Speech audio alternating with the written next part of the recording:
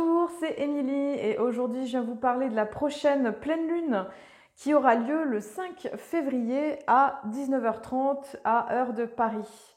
Alors, on arrive à l'apogée du cycle du Verseau et donc au moment de la pleine lune, on a les deux signes qui s'opposent. Donc ici, on a le soleil en Verseau et là, la lune en Lion. Et ce qui permet justement d'équilibrer en fait l'énergie en fait qu'on découvre avec le soleil pendant un mois, pendant une lune environ. Et au moment de la pleine lune, on vient équilibrer par des polarités inversées justement, parce que le soleil et la lune s'opposent dans le ciel à ce moment-là. On vient explorer des qualités. Aussi, on vient voir comment on a travaillé justement l'énergie de la nouvelle lune qui était dans l'énergie du lion, du coup de l'été 2022. Donc comment on a abordé les choses et là du coup on va voir comment finalement on manifeste notre créativité parce que la lune en lion elle nous parle de créativité, de rayonnement, d'amour, de chaleur, d'émotion d'intense, hein, de l'énergie du cœur renforcée. Et alors, au moment de cette opposition, donc le soleil en Verseau, toute la période Verseau nous fait expérimenter justement donc l'opposé du lion. Donc là, on dit que le soleil est en chute, hein, c'est-à-dire que le soleil n'est pas très important en fait à ce moment-là. Alors, c'est-à-dire qu'il est en baisse, hein, vraiment. Et alors, à la fois parce que c'est l'hiver, et aussi parce que eh bien, dans l'énergie du Verseau, qui est une énergie de coopération, de solidarité, de fraternité, de valeurs humanistes, quelque part, c'est important de diminuer l'énergie finalement de l'ego, l'énergie du soleil, pour pouvoir justement œuvrer tous ensemble dans une grande coopération collective ensemble. Alors, donc on expérimente alors que le soleil, la lune en lion, justement le soleil est puissant, donc la personnalité, le rayonnement intérieur, l'éclat, la lumière au cœur de l'été avec l'énergie du lion. Alors, ce qu'on a de particulier au moment de cette pleine lune, c'est justement que le soleil et la lune se trouvent en carré avec Uranus en taureau. Alors, je rappelle que toutes les planètes sont passées direct, ça y est, depuis le 23 janvier. On avait eu Mercure qui est revenu direct le 19 et après le 23 janvier justement Uranus. Donc qu'est-ce que ça veut dire quand toutes les planètes sont directes comme ça? Ça vient mettre le focus sur le fait que ça y est, toute l'énergie mobilisée est directe, que le temps d'intégration des planètes rétrogrades, hein, parce que quand une planète recule, justement ça nous invite à intégrer les passages énergétiques ou les propositions de vie qui ont été amenées dans la nouveauté de 2022, pardon. Du coup, voilà, quand la planète elle recule, c'est pour nous permettre d'intégrer, digérer les informations énergétiques, vibratoires, événementielles qui peuvent se représenter par des événements de vie, des choix de vie, des positionnements. Et au moment où ça redevient direct, eh ben, c'est le moment quelque part de manifester le nouveau, la nouveauté. Donc, ce qu'il y a de particulier avec ce carré en T, en fait, finalement, c'est un carré en T, c'est quand en fait, on a un triangle comme ça équilatéral rouge marqué par une opposition et un double carré, justement, parce que Uranus fait un carré avec la Lune et le Soleil. Uranus en taureau, qui est toujours en taureau, nous invite justement à amener du changement dans nos vies. À amener le changement, à amener finalement les prises de conscience qui ont été soulevées ces derniers temps, à pouvoir justement se trancher, décider, libérer, amener justement cette nouveauté. Comme c'est un carré, du coup, le carré, c'est un aspect de tension en fait entre deux planètes qui cherchent finalement un peu à prendre le pouvoir. L'idée justement avec le carré, c'est de donner de l'espace à chacune. Parce que Uranus va vouloir finalement dire bon allez, on y va, les choses qui étaient restées un petit peu en suspens ou les choses que tu n'as pas tranchées ou libérées, c'est important de le faire. C'est vrai qu'avec Uranus, ça peut être aussi des événements surprises, parce que Uranus, on peut avoir des choses imprévues qui surviennent pour justement nous aider à avancer, même si sur le coup, des fois, on n'a pas toujours la conscience que c'est pour nous aider. Et voilà, du coup, la proposition de l'univers, c'est de se dire, ok, bon, bah là, en fait, c'est pour mon évolution, s'il y a tout ça. Donc carré Uranus-Lune, ça viendra travailler les émotions, ça peut créer un petit peu de tension, un peu de nervosité, un peu de stress, créer un petit peu de la tension au niveau du système nerveux aussi. Et carré Uranus-Soleil, ça peut donner envie de se rebeller, de trouver sa liberté, de s'affranchir en fait de situations, de relations en fait qui sont pas forcément justes ou de comportements et justement un petit peu d'être dans le côté rebelle. Alors là, l'idée, ça va être d'amener un petit peu d'arrondir les angles. Alors souvent on dit que c'est intéressant d'aller chercher l'énergie opposée, ce sera certainement l'énergie Scorpion qui est en face du Taureau justement. Et donc l'énergie du Scorpion qui est en lien avec le nœud sud, donc finalement d'aller accueillir peut-être nos ombres, accueillir ce qui a besoin d'être intégré à l'intérieur pour pouvoir justement avancer avec conscience, avec lumière, dans un sens de coopération, de solidarité, de service, pour justement vibrer notre créativité, la créativité du lion, hein, la créativité, la joie, l'amour, le rayonnement, se déployer en fait. Hein, c'est ça, en fait c'est, je dirais, cette proposition Soleil, Lune, Verseau, Lion, c'est comment avec ma créativité personnelle, je me mets au service de quelque chose de collectif, finalement de quelque chose de plus grand que moi, de quelque chose qui me dépasse au nom de l'humanité, au nom de la vie, pour amener justement cette quintessence de moi-même. Mais ça va exiger à la fois dans cette lune en lion d'être bien chez soi, dans son centre, dans son rayonnement personnel, dans son je suis, dans sa souveraineté, hein, et à la fois au service de quelque chose de plus grand, donc de savoir aussi à des moments s'effacer, savoir effacer ses aspirations égotiques ou personnelles, donc de trouver un équilibre entre les deux, et je trouve que la proposition elle est intéressante justement. Alors on a aussi, pour cette pleine lune, on a un autre carré important, c'est Vénus et Mars. Donc Vénus qui est entrée dans le Poisson déjà depuis quelques jours et Mars qui est dans le Gémeaux, qui a, ça y est, repris sa marche directe. Je pense qu'on le sent tous depuis le 12 janvier, comme si les choses pouvaient justement amener justement une force d'action plus grande, d'aller vers ce nouveau justement. Et donc le carré Vénus-Mars, c'est intéressant, c'est cette polarité de l'amour et du désir, de la déesse, du féminin sacré, du masculin sacré. Et là, il se retrouve en carré en fait au moment de cette pleine lune. Donc le carré, pareil, c'est une tension. Donc ça va demander d'équilibrer ces forces à l'intérieur de nous, ce qui peut créer du désir, de l'attraction, mais à la fois des conflits, peut-être des disputes. Ça va amener une espèce de tension qui peut être créative, que ce soit dans nos relations ou que ce soit dans notre vie. Ça va demander à la fois, parce que le carré, donc il est en Gémeaux, donc le Gémeaux c'est en lien avec la communication, les relations, comment on est en relation, comment on sait se positionner. Donc ça va demander de savoir, comment dire, j'ai envie de dire, mettre de l'eau dans son vin, trouver une forme de diplomatie, hein, je dirais que depuis que Mars est repassé direct, pour pouvoir dire les choses, hein, d'être peut-être attention aux prises de pouvoir, au côté un petit peu tranchant qui peuvent être un peu durs.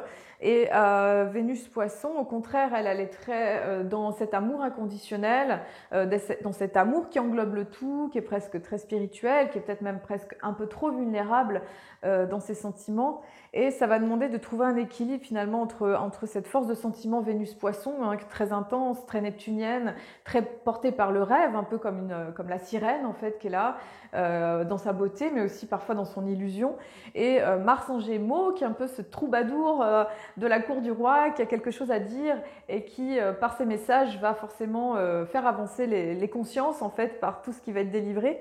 Et ce carré Vénus-Mars, il invite à trouver justement de la tempérance entre le côté pensée mentale du Gémeaux et le côté émotionnel sensible du Poisson, en fait, de trouver cet équilibre dans cette force de désir, dans à la fois sentir les choses, se donner du temps et pas forcément être trop incisif ou tranchant en mode Gémeaux qui pourrait être un peu cassant, entre guillemets. Voilà, donc ça va demander de la douceur et de la tempérance. On a d'autres aspects qui sont plutôt bien. Donc on a un trigone entre Mars et Jupiter Bélier. Donc Mars Gémeaux, Jupiter Bélier. Donc on est dans un moment de prise d'action finalement où on peut aller de l'avant, où au niveau de, comment dire, d'incarner nos idées, hein, d'aller dans le sens de nos idées, parce que Jupiter Bélier, effectivement, depuis le 20 décembre, elle est retournée dans le Bélier, elle avait fait tout un passage de mai à octobre 2022, et Jupiter Bélier, c'est actionner les nouveautés, quoi, actionner le nouveau. Et ça peut des fois être un peu tranchant, un peu incisif, un peu brut, hein, comme ça. C'était plus doux dans le Poisson. Là, du coup, l'action peut être facilitée pour aller justement dans le sens de ce qu'on veut, dans une énergie un peu de commandement, plutôt positive.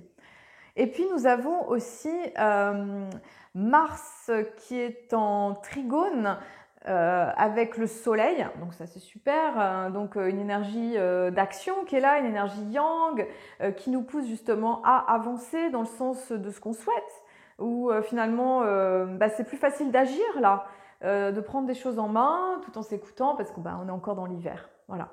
Et puis on a encore un autre aspect qui est très beau, c'est Neptune qui est en sextile avec Mercure au moment de cette pleine lune, c'est-à-dire que une inspiration au niveau de nos idées, de notre communication, de nos relations vers quelque chose de plus grand en fait, comme si on était ensemencé de quelque chose qui nous dépasse. Alors ça va demander de prêter attention donc on a un sexquicarré Pluton-Mars. Attention peut-être à l'agressivité, des fois à la tension, hein, il peut y avoir un peu cette énergie-là. Et la Lune qui est sextile à Mars, qui donne quelque part l'envie d'aller dans le sens de ce qu'on ressent, d'agir dans ce sens. Et il y a une énergie qui est plutôt propulsée dans cet endroit-là.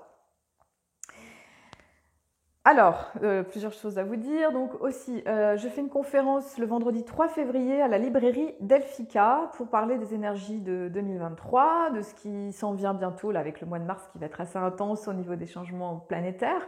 Donc c'est 18h30 à 19h30, c'est important de réserver. C'est sur donation libre, voilà, donc comme vous voulez. Petite parenthèse, donnez ça à Genève, voilà. Ensuite, alors qu'est-ce qu'on a d'autre qui est important? On a d'important, c'est qu'on va avoir quelques planètes qui vont faire des conjonctions plutôt importantes. Alors, on aura, je regarde mes notes, donc en tout cas pour Mars, carré Mars-Vénus, c'est du 10 jusqu'au premier jour de février, et Mercure qui va rejoindre Pluton en Capricorne, ce sera autour du 9-10 février. Alors, Mercure qui va rejoindre Pluton, donc la communication, les idées, qui va rejoindre l'énergie de la transformation, de la transmutation et des profondeurs. Ça peut être un moment pour dire des vérités cachées. Ça peut être un moment pour aller voir en conscience des choses qui se cachent au fond de nous, en fait, des choses dans les profondeurs, pour justement amener de la conscience, transformer le plan mental. On est en train de déconstruire énormément de croyances. Pluton aide à déconstruire des croyances et aussi des systèmes, que ce soit au niveau politique, extérieur, au niveau social. Et aussi, ça nous permet aussi quelque part de détruire, oui c'est ça, c'est un peu le mot qui me vient, détruire, déconstruire des croyances obsolètes, des constructions archaïques qui n'ont plus lieu d'être aussi au niveau personnel. Donc voilà, c'est un peu la plongée dans l'ombre. Pour justement aller chercher la lumière. Et ensuite, on a le Soleil en Verseau qui sera conjointe avec Saturne. Saturne qui fait ses derniers temps dans le signe du Verseau parce qu'après le 7 mars, elle passe dans le Poisson. Et donc Soleil-Saturne, la conjonction Soleil-Saturne sera autour du 10 au 19 février.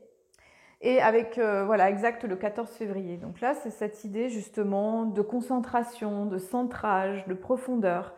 On va dire que Saturne en Verseau, Saturne, c'est tout ce qui est en lien avec la structure, avec notre colonne vertébrale physique, mais aussi notre axe, mais aussi ça parle des blocages. Depuis que Saturne est rentré en Verseau, on a eu beaucoup de restrictions par rapport à l'énergie du groupe, peut-être en lien avec les amitiés, des pertes de liberté, des choses comme ça. Donc là, le Soleil va rejoindre Saturne.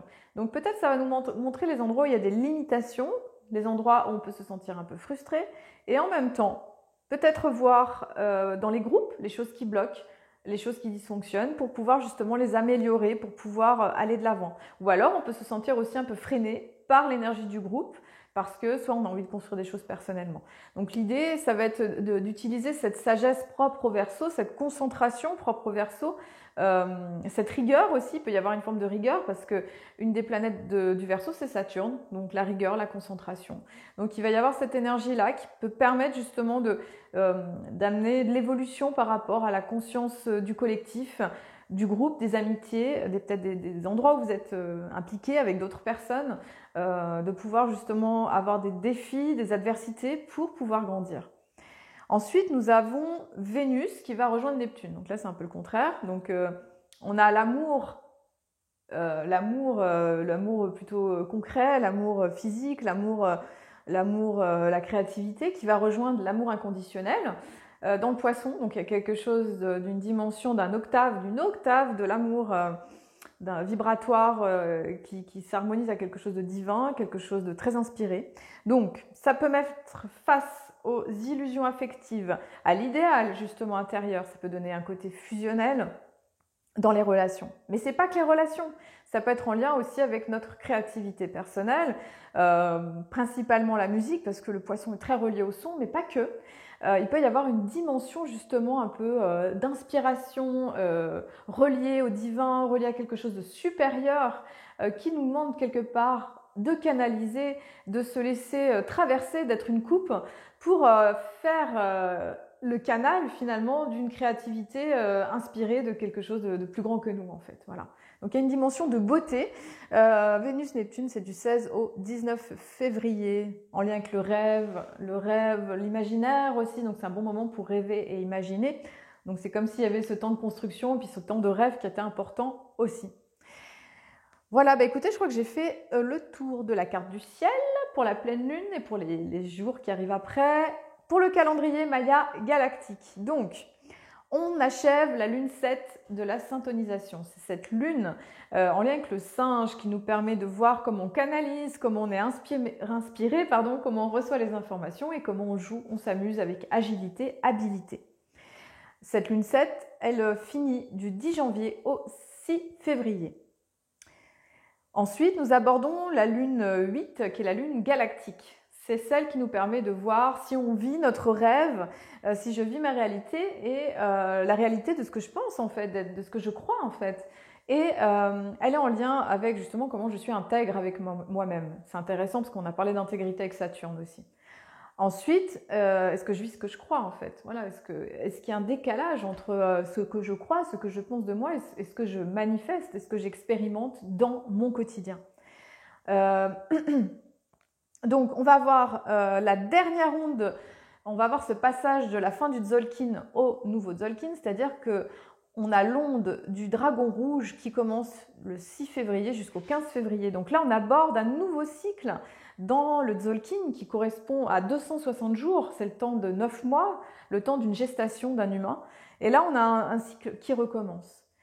L'animal totem de cette lune galactique, c'est le faucon qui est le messager divin, qui permet d'observer, de scruter, de prendre du recul, d'avoir du discernement sur finalement ce qu'on expérimente. Donc je dirais que l'idée, ce serait de pouvoir prendre du recul dans sa vie pour voir justement est-ce que je suis vraiment au bon endroit, qu'est-ce que j'expérimente, qu'est-ce que je vis, qu'est-ce que je ressens, pour avoir justement des messages intuitifs à l'intérieur. Écoutez, je vous souhaite une très belle pleine lune. Prenez soin de vous dans cet équilibre du feu du lion et de l'énergie futuriste du Verseau qui amène les nouvelles formes, les nouvelles voies.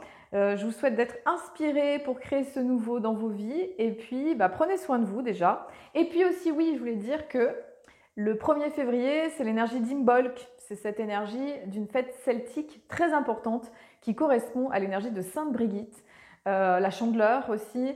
On représente les crêpes avec le soleil, mais c'est aussi un moment où on voit que le soleil revient en fait, que c'est le printemps celte. Et dans l'énergie de la médecine chinoise, on est aussi au moment du printemps, qui est ce temps de renouveau, de nettoyage, de nettoyer finalement les énergies un peu de l'hiver, de la saison, pour commencer tout doucement à faire de la place pour le printemps qui s'en vient, parce que dans 6 semaines après, on arrivera à l'équinoxe de printemps. Mais on n'y est pas encore, mais on va se donner déjà ces prémices de nouveautés pour créer le neuf dans nos vies. Je vous dis à très bientôt, merci et prenez soin de vous.